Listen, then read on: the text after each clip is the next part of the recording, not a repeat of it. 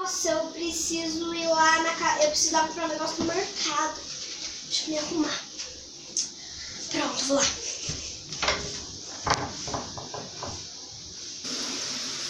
Ai, consegui. Ela saiu bem na hora.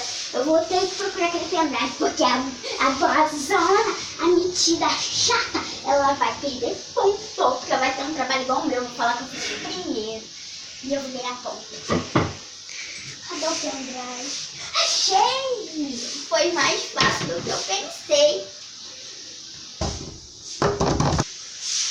Ai, meu Deus, ela tá chegando. O que eu faço? Acho que eu vou me esconder aqui debaixo. Ah, cheguei até aqui, enfim.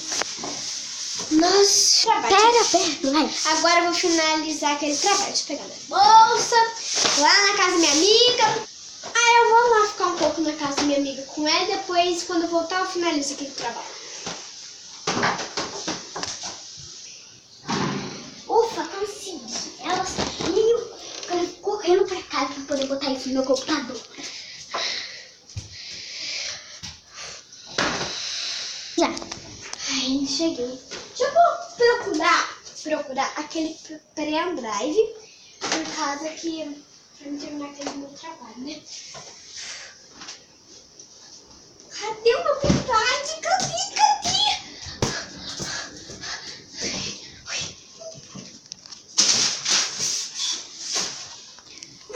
Já sei, acho que eu esqueci na casa da minha amiga. Ah, eu vou lá. Não vou levar a bolsa. Tchau. Não tá atrasado.